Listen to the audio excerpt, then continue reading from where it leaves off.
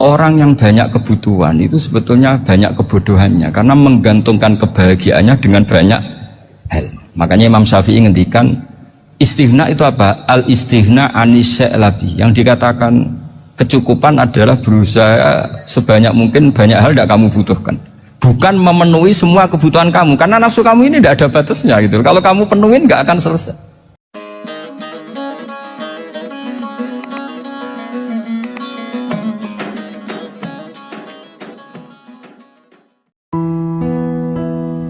Bapak saya dulu tuh sering ngajarin saya, diajak jalan-jalan pagi-pagi, melihat orang ngopi, makan uduk, itu bapak seneng. Kok enak jadi wong awam. Ngene esuk-esuk nyemak bocah kesel kabeh kono enak ngopi rokokan. Bapak kadang iri sama orang awam, itu iri. Sudah gitu berharap masuk surga kan enak, sudah gitu.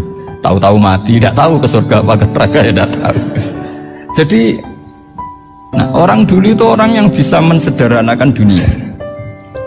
Sehingga ya sudah, cara bahagia. Makanya saya, alhamdulillah saya ini kerjasama sama UII, sama beberapa kampus.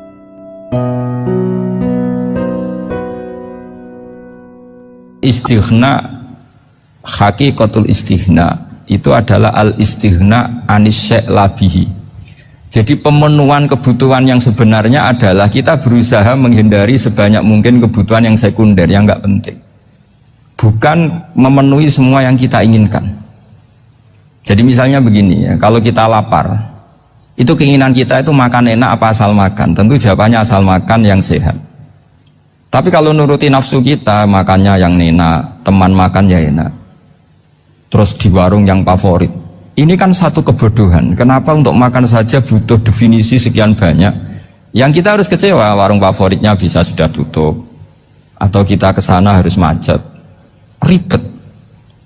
Yang benar-benar arif dan bijaksana itu adalah al-istighna anisya. Sesuatu yang tidak mendesak itu jangan jadikan kebutuhan.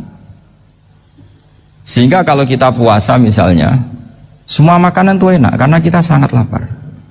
Sehingga Abul Qasim Al-Junaidi ketika ditanya, ma'idamu to'am, lauk makanan itu apa? Jawabannya lucu, alju, lapar. Kalau kamu lapar ya semuanya enak. Ini sudah mulai hilang. Kita bilang makan enak itu ya sate, ya gulai, ya pizza yang kita senang.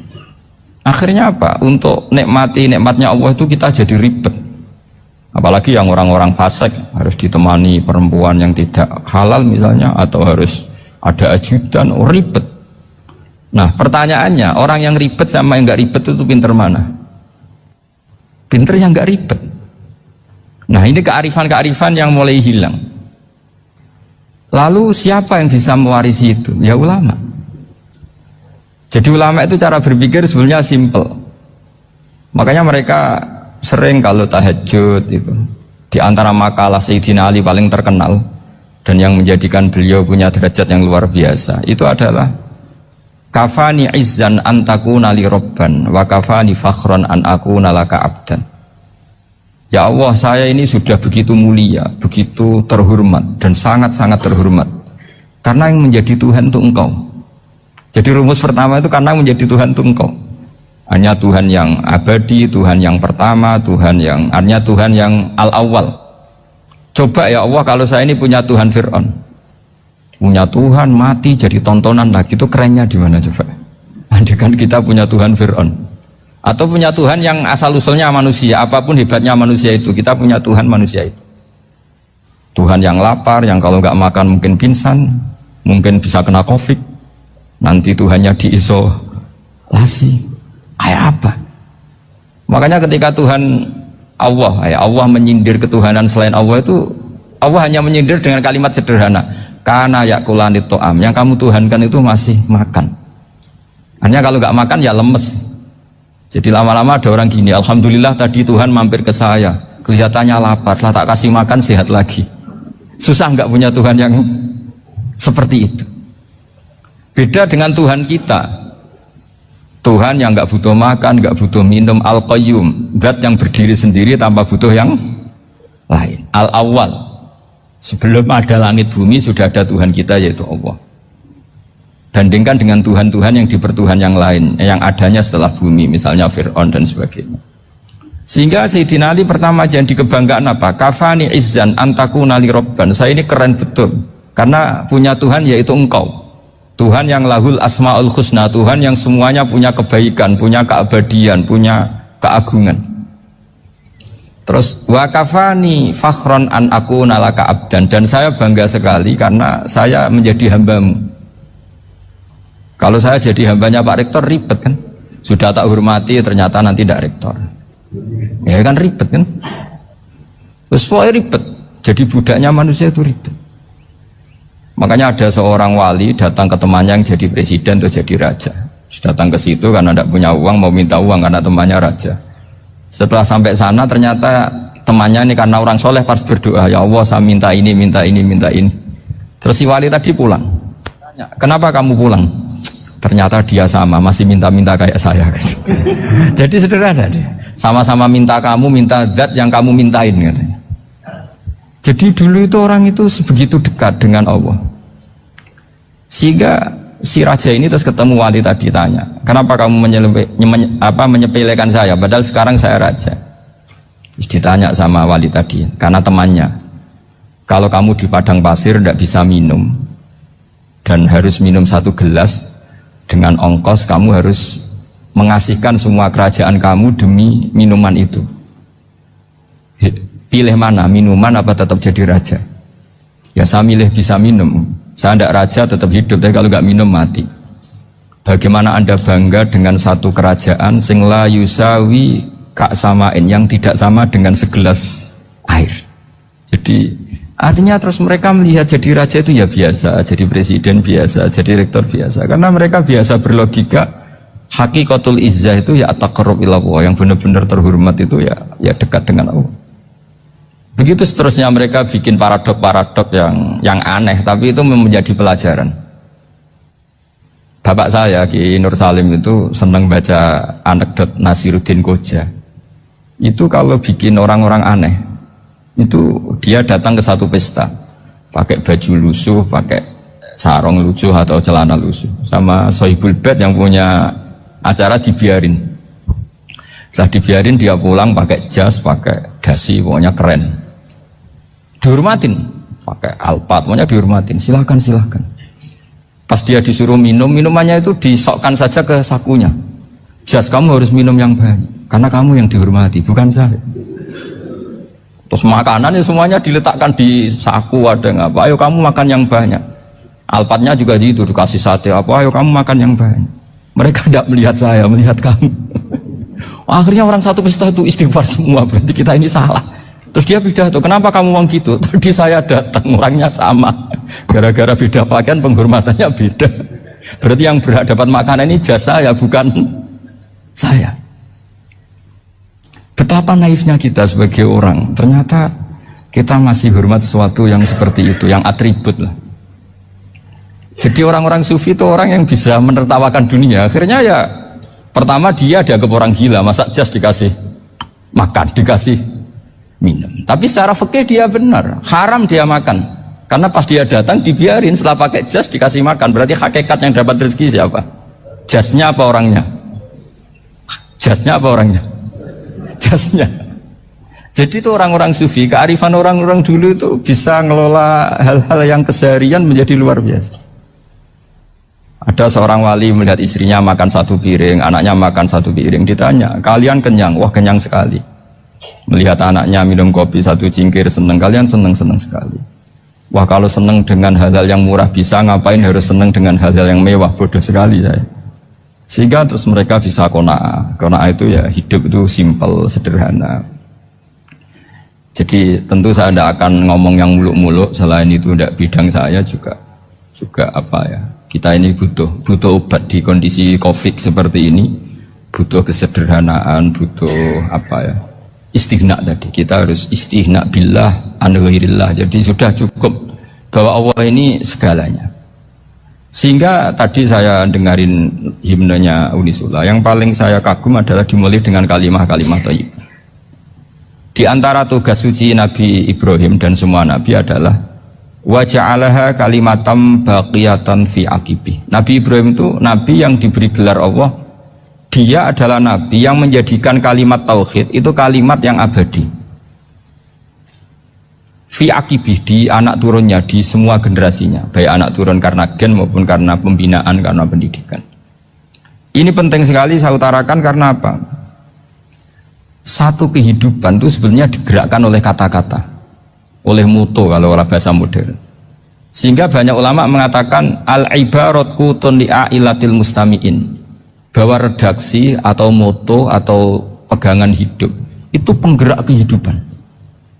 Sehingga sebetulnya manusia itu digerakkan oleh kalimah-kalimah itu, oleh moto-moto itu, oleh prinsip-prinsip hidup itu. Misalnya orang Palestina itu tiap hari ke pasar gitu. Mereka ke laut itu. Ditanya kenapa tidak takut tembak Israel? Jawabannya lucu. Kena tembak ya mati, nggak makan ya mati, nggak kerja ya mati. Ya sudah sama-sama mati ya mendingan aktivitas normal.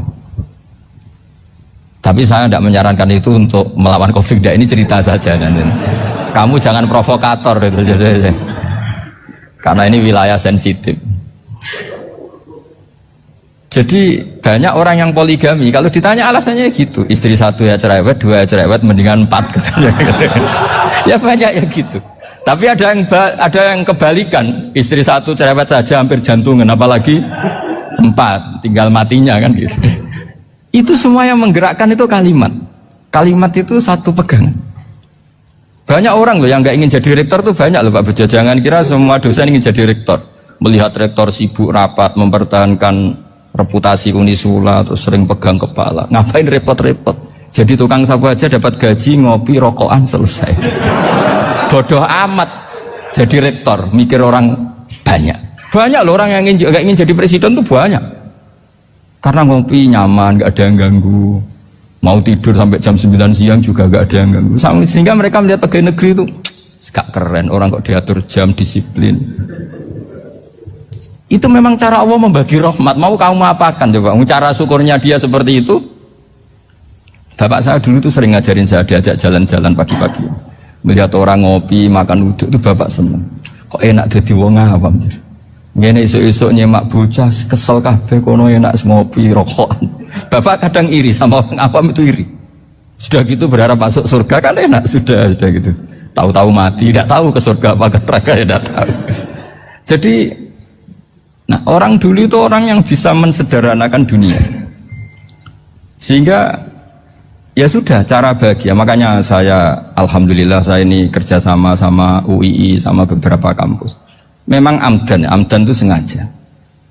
Kampus itu ya punya sistem yang nggak bisa mewakili sistem kiai. Kiai juga punya sistem yang nggak terwakili oleh kampus, juga sebaliknya saling melengkapi.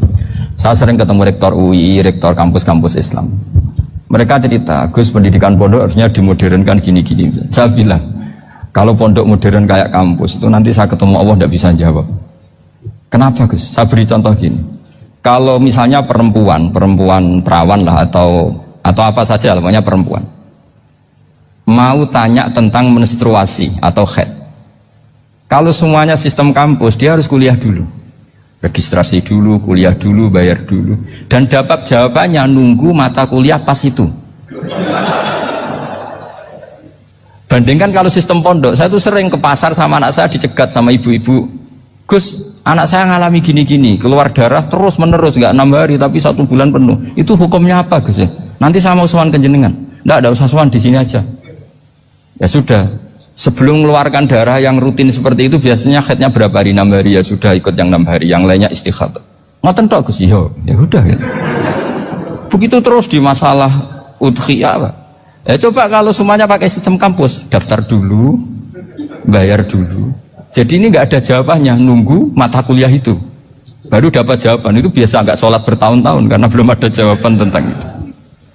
Nah itu kalau misalnya orang mati, tahunya cara memulasara jenazah itu nunggu kuliah dulu, pas mata pelajaran itu dulu, baru menangani orang mati. Berarti orang mati itu tergeledak semua. Tapi kalau kiai kan enggak. Kesini orang mati terbakar, kalau dimandiin malah badannya copot-copot, itu gimana hukumnya? Ini ada orang mati Gus Kendat, ini disolati apa enggak? Ada orang mati oplosan ya, itu disolati enggak? Soal sering ditanya gitu. Gak usah registrasi Pak Rektor. Gak usah registrasi, gak usah daftar, gak usah seminar. Makanya kalau orang kampus wani kiai itu ya kualat tenang gitu, karena ini yang on time ya. Tapi pondok seperti saya ya ikrar seikrar-ikrarnya pentingnya kampus karena melatih efisiensi waktu, disiplin, tata kelola manajemen sehingga kita hormat. Tapi tadi kita harus saling melengkapi sehingga saya tunjukkan ke publik bahwa saya hormat sekali sama polisi, sama tentara. Coba kita bisa apa ngadepi bandar narkoba kalau enggak polisi? Bisa apa coba menjaga NKRI kalau enggak tentara? Begitu juga ya sudahlah kita memang fa'inayadawahi ma'al jamaah, kita berkah itu kalau bersama-sama, enggak bisa kita sendiri. Nah lalu orang kayak saya itu ya beberapa kali sebetulnya saya itu ditawanin jadi dokter honoris causa apa. Kekhawatiran saya satu Pak Bejo, takut pas enggak punya uang. Itu dokter kok di duit kan enggak pantas gitu. Jadi repot gitu, daripada beban lah sudah lah, nggak usah dokter. Jadi kalau nggak punya uang ya pantas, terus kalau ngebis ya pantas. Suatu saat kalau mati nggak ada yang hadir ya pantas, nggak dokter gitu. Kalau sudah dokter kok masuk neraka, dokter kok masuk neraka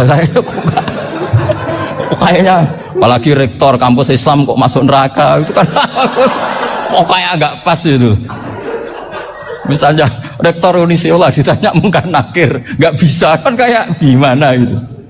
Makanya harus sering ngaji saya supaya nggak malu di depan mungkar nakir. Masa rektor ditanya mungkar nakir nggak bisa. Harus berani bentak. Ini saya rektor loh Pak mungkar nakir. Masa kalau wali-wali dulu berani. Masyhur di cerita wali-wali ditanya marabbuka manabuka. Saya ini guru tauhid. Kok kamu tanya marabbuka manabuka yang ngotok?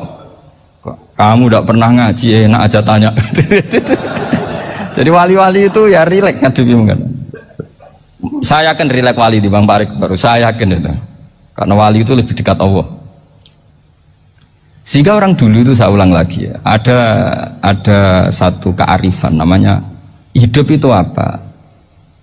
Hidup itu adalah cari sebanyak mungkin supaya hidup itu tidak tergantung pada banyak hal. Sehingga misalnya cara berpikir orang-orang modern itu sebenarnya banyak orang-orang ilmuwan yang nggak ngagumi Amerika. Bukan karena angkuh ndak. Untuk mempertahankan kebesaran negara sebesar itu, kebutuhan listriknya besar, kebutuhan tentaranya besar, kebutuhan apa. Sementara negara kayak Venezuela atau Swiss kebutuhannya ada banyak. Pertanyaannya, yang tergantung dengan banyak hal sama yang tidak tergantung banyak hal, itu pinter mana? Kalau dibalik pertanyaannya gitu, negara-negara maju itu tidak keren kalau dibalik pertanyaannya. Orang yang untuk mempertahankan eksistensinya banyak, butuh banyak hal, dengan yang tidak butuh banyak hal, itu pinter mana? Orang yang bahagianya nunggu jadi dokter, nunggu jadi kiai besar, kiai viral, dengan orang yang bahagia cukup dengan ngopi, itu pinter mana? Tapi kalau dibalik pertanyaannya, orang yang taunya nikmat hanya kopi, dengan nikmat yang banyak, pinter mana? Makanya Mbah Mun tuh kalau guyon itu lucu. Aku iku sakake ambek wong desa sing mlebu swarga. Saya dulu eskal mlebu swarga kok disakeni. Akhirnya beliau memberi penjelasan. Wong desa iku roe pakanan enak iku mau kopi mbek uduk. Lah swarga iku mau nuruti sing dikarepno. Akhirnya wis mau mangan wis ngopi nguduk ngopi ora roh pakanan liyane iku ora roh. Nasi mandi ya ora roh, pizza ya ora roh apa-apa. Terus saya bilang, wah lah niku nak nganti selera tentang wanita cantik, itu juga sederhana. Rodok pesek ya wis cantik, rodok ireng ya wis. Apa bidadarinya seperti itu? Karena saking nggak pengalamannya. Jadi surga itu kan nuruti apa yang diinginkan. Kira-kira keinginan orang kampung kalau di surga itu apa coba? Makanan apa coba? Ya, nak senangnya ketemel gemblong gitu. Artinya malaikat lebih suka nangani surganya orang-orang kampung timbang Pak Rektor. Ini sudah ribet ini. Makanan apa saja sudah harus dicoba. Terus kalau di mall tahu orang macam-macam, seleranya macam-macam pasti. Enak mana kalau sampai jadi malaikat pelayan surga? Suka ngelayani orang kampung apa yang orang kota? Orang kampung kan.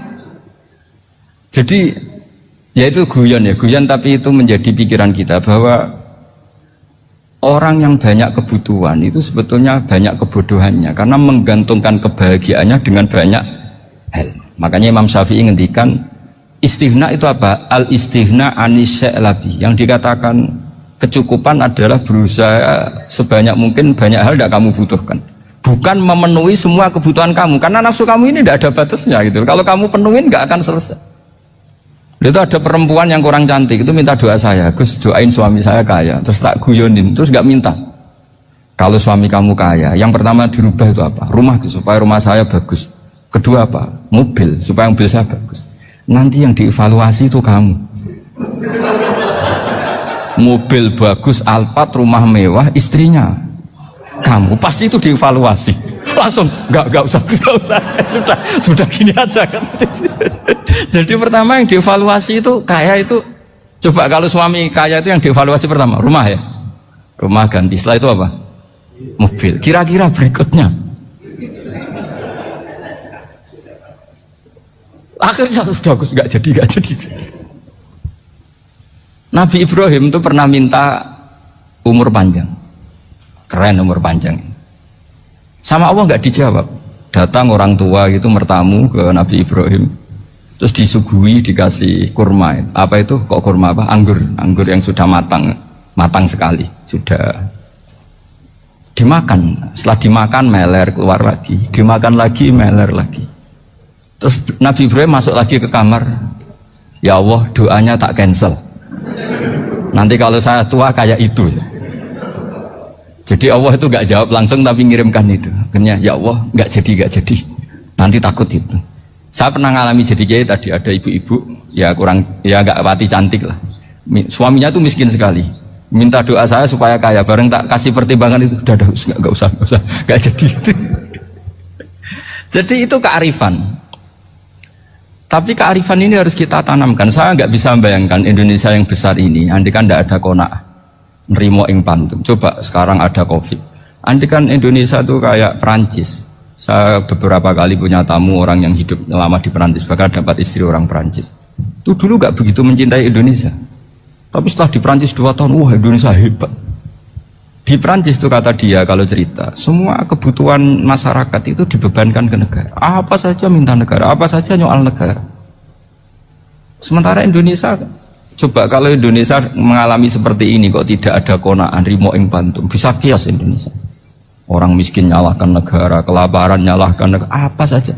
Tapi barokahnya dididik kiai, jogeman nyalahno wong liya. Urip pun romo ing pandum, diame. Sampai gak ngerti kalau Covid. Banyak tuh orang-orang kampung itu, orang lugu-lugu itu. Mbah niki saking Covid, salam ning Covid, muga-muga umure panjang. Dikira Covid itu nama orang yang ahli sosial itu. Mbah niki dana saking Covid.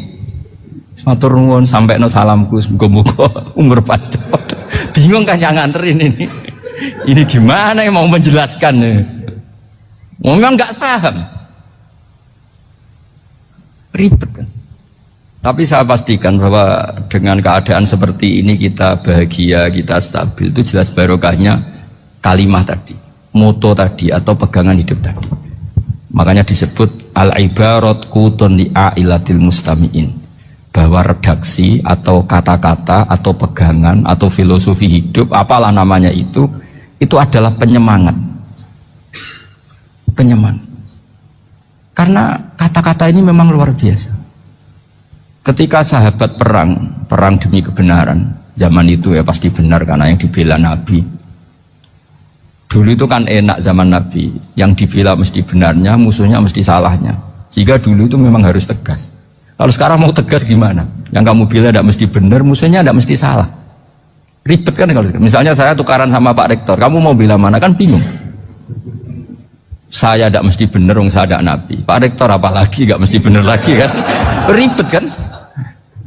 Jadi kalau kita mau perang sekarang itu mau pede gimana? Enggak. Makanya banyak ulama sekarang tuh mau tegas tuh enggak berani karena ya banyak hal yang abu-abu lah wilayahnya. Misalnya pilihan presiden atau pilihan bupati, pilihan menteri. Kamu mati-matian bela itu, yang kamu bela tidak mesti benar, musuh kamu tidak mesti salah. Misalnya pilihan bupati, wah ini kabupaten ini baik kalau bupatinya ini, yang satu bilang ini, terus tim suksesnya kamu tanya, kamu yakin? Ya tidak juga. Lah kenapa semangat? Kan saya botohnya, paling alasannya ya itu aja, bukan yang lain. Beda dengan zaman Nabi, nabinya mesti benar, Abu Jahalnya mesti salah. Kan enak, aturan mainnya jelas. Singkat cerita, dalam perang itu banyak sahabat yang alami luka, ngalami apa gitu.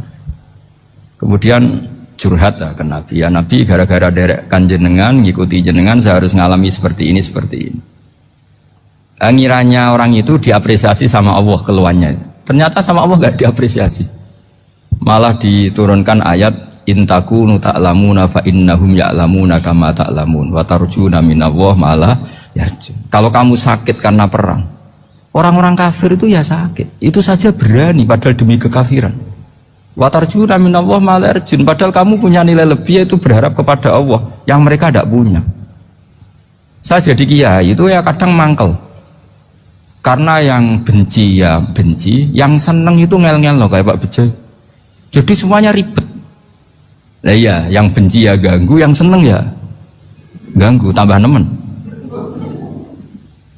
Seribet.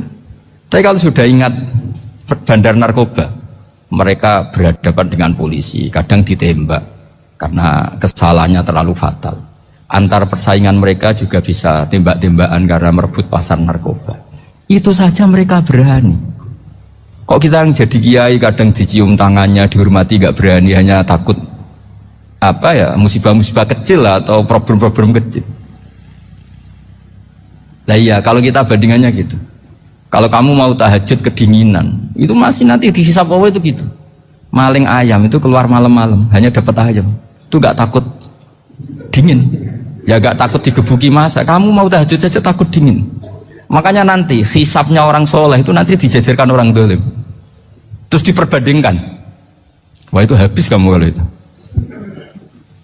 Jadi misalnya Unisula mau rapat, tapi ini malam, kalau malam dingin nanti sama masuk angin.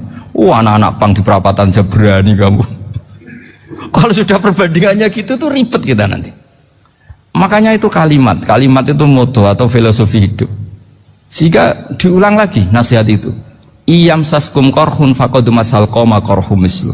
Kalau kamu kena luka, orang-orang yang nggak benar juga akan kena luka. Itu aja berani demi ketidakbenaran. Masa kamu demi kebenaran tidak berani? Akhirnya orang itu, ya itu kalimat, itu heroik. Makanya kita ini penting ya, makanya tadi himne Unisula dimulai kalimah thayyibah.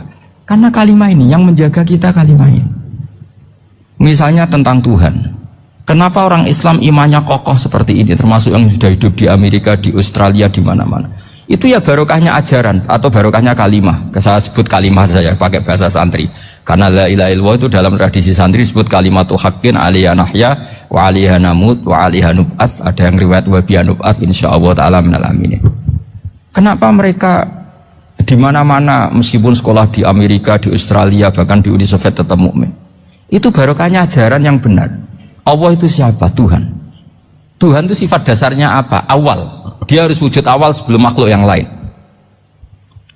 Sehingga ketika ada negara yang maju, yang tertib, manajemennya tertib, masyarakatnya makmur, tapi punya Tuhan yang tidak seperti itu, tidak awal, itu sudah gak nyaman.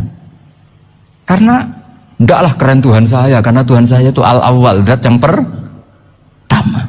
Tuhan saya keren lah, zat yang gak mati, Tuhan yang gak mati, yang gak pernah mengalami kematian.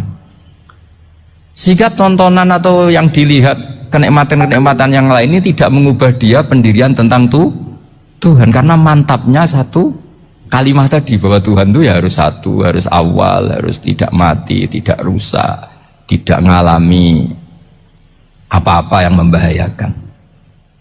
Sehingga ketika ditawarin Tuhan yang lain meskipun menjanjikan secara finansial atau kemakmuran, mereka gak tertarik. Itu coba, itu barokahnya makmur apa barokahnya ajaran? Barokahnya ajaran. Sering negara Islam itu kalah makmur dengan mereka, tapi barokahnya ajaran ini tetap apa?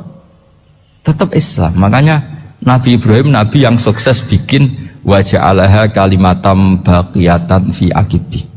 Sehingga kita ini bukti sama orang tua misalnya, itu ya karena ajaran. Suwargamu itu karek wong tuamu. Nak wong tuamu ridho, Allah ridho. Nak ora ridho, Allah ora ridho. Ridho wa fi ridhol walidain wa sakhatu wa sukhtu wa fi sakhatil. Sehingga ketika ada orang tua yang agak brengsek gitu, anak-anak tetap hormat. Punya orang tua yang miskin, yang sudah miskin, tukang tombok nomor, banyak kan di kampung gitu. Ya tetap hormat. Coba kalau dari awal kita ngajari orang tua kamu hormati ya, kalau baik, kalau tidak usah. Bisa geger Indonesia. Tapi barokahnya ajaran-ajaran itu Indonesia tertib karena ada ajaran. Nah ini di sini pesantren dan Unisula semua harus berkontribusi membuat ajaran yang benar itu adalah ciri utama Islam. Sehingga Islam ini dimulai dengan ajaran kalimatu haqqin alaiha nahya wa alaiha namut. Sehingga kita tenang seperti ini. Saya ini termasuk kiai yang tenang. Meskipun kata orang banyak saya ini kiai besar, tapi termasuk kiai yang paling tenang. Termasuk yang paling tenang. Karena saya ini pakai mazhab orang-orang hebat. Saya berkali-kali cerita, orang kayak Imam Syafi'i itu orang yang luar biasa. Saya berkali-kali cerita, orang yang tadi nyium tangan kamu ya Imam Syafi'i, di belakang tuh ngerasani kamu, menghujat kamu. Jawabannya enak saja. Berarti saya alhamdulillah orang yang wibawa. Buktinya di depan saya nggak berani. Jadi enteng saja. Diceritain sebagian kampung, sebagian separuh dari warga kamu itu nggak suka kamu. Ya bagus lah, nggak suka saya, nggak akan utang duit saya. Di mana-mana orang utang itu karena teman dekat. Kalau nggak seneng pasti minimal nggak utang, nggak pinjam mobil, nggak pinjam apa. Berkah mana yang seneng sama yang gede? Jadi dianggap enteng saja. Semua yang dialamin dianggap enteng saja. Misalnya punya istri pemarah, ya baguslah marahin suami. Kalau marahin tonggo malah ribet. Jadi kamu harus terima kasih kalau dimarahin istri. Baguslah marahin saya mah, kalau marahin tonggo ribet. Jadi enteng saja. Tapi kita sekarang tuh karena nafsu ya, sehingga menghadapi hidup ini ribet. Ulama dulu kalau mau mati itu senengnya bukan main. Sudah lama saya ingin nggak maksiat. Kayaknya nggak maksiat paling efektif itu mati. Ya tidak apa-apa Gusti, kalau sebaiknya mati ya mati aja. Enteng saja. Jadi melihat kematian itu akhir dari segala keburukan atau potensi keburukan. Apapun baik kita sekarang, suatu saat mungkin kita nggak baik. Yang bisa menghentikan ketidakbaikan atau potensi ketidakbaikan itu apa coba? Mati kan? Berarti mati itu mengerikan apa menyenangkan? Mesti kamu tidak berani menjawab. Meskipun secara ilmu kamu berani, tapi secara rasa agak berani kan? Saya ulang lagi ya, yang bisa menghentikan keburukan atau potensi keburukan itu apa coba? Apa? Kematian. Berarti kematian itu menyenangkan atau menyusahkan? Apapun kamu tidak berani jawab karena kamu agak-agak duniawi itu kelihatannya. Tapi secara ilmu kamu tahu kan kalau mati itu tidak buruk-buruk banget. Karena apa? Itu akhir dari segala keburukan. Sehingga Nabi ngajarkan kalimat itu begitu luar biasa. Allahumma ahyini maka natil hayatu khairan li wa tawaffani maka natil wafatu khairan li. Nabi melihat dunia itu begitu indah. Ya Allah, kalau saya ini hidup, anggap saja hidup ini ziyadatan li fi kulli khairin, menjadi modal saya menambah segala kebaikan. Jika suatu saat saya mati, anggap mawon rohatan li min kulli syarrin, itu akhir dari segala keburukan saya. Sehingga mati hidup ya baik karena di situ kita bisa berkontribusi beramal soleh. Mati juga baik karena mengakhiri segala keburukan. Nabi nate ngendikan lagi, ajaban li amril mukmini inna amrahu kullahu khair. Orang mukmin itu mengagumkan, semuanya baik. In asobathu na'ma syakara fakana khairan lah. Kalau baru dapat nikmat dia syukur, maka itu baik. Wa in asobatu dharra sabara. Kalau dapat masalah mereka sabar, itu juga baik. Sehingga orang mukmin dua sisinya pasti baik. Itu juga kalimat, maksudnya moto atau pegangan hidup. Nah berikut ini saya beri contoh, ini kenangan saya, ini contoh terakhir. Masalah jadi orang terkenal maupun tidak. Di sini dicontohkan Imam Ghazali di halaman 367 di kitab saya 367, juznya 3 di kitab Ihya Ulumuddin. Di sini beliau cerita betapa untuk menjaga ikhlas sebaiknya orang itu tidak terkenal, tidak syuhrah, tidak terkenal. Oke, itu kita sepakat ya, karena kalau terkenal mungkin orang dipaksa publik dengan tanda kutip untuk selalu berbuat baik, tapi karena jaim lah, jaga image atau apa. Tapi ketika dibalik pertanyaannya, Kamu rela yang terkenal itu orang nggak benar, sementara yang orang benar itu nggak terkenal. Lalu masyarakat taunya yang tidak benar. Kalau pertanyaannya dibalik gitu, orang baik wajib terkenal enggak? Kalau pertanyaannya dibalik seperti itu, dokter yang benar tidak terkenal, yang malpraktek terkenal. Kamu ingin kondisi seperti itu? Gak ingin kan? Kampus yang bagus gak terkenal, kampus yang bagus gak terkenal, yang gak bagus. Nah, artinya apa? Gara-gara olah kata, olah pikiran, ini logika jadi rubah. Lagi-lagi apa? Jawaban itu ada di kata-kata sebetulnya. Makanya bab-bab seperti ini tidak usahlah kita berdebat, berpolemik. Sebaiknya orang itu humul, menutup diri, apa sebaiknya orang terkenal, itu nggak perlu seperti itu. Sudah terserah Tuhan saja. Makanya saya mulai dulu ngaji sampai sekarang itu ya tidak punya punya ikon tertentu atau punya website tertentu, enggak. Sudah terserah pangeran. Sudah saya juga tidak sok suci materialistik atau enggak, ya tidak mikir saya. Bukan apa-apa ya, karena saya ini kiai, jadi biasa urusannya sama Allah, tidak sama makhluk. Jadi pusing kalau sama sarah-sarahnya makhluk itu pusing. Meskipun rektor kalau nasihati saya pasti tidak saya terima, itu tetap makhluk, itu sudah ada ngefek kalau saya itu sudah ada itu.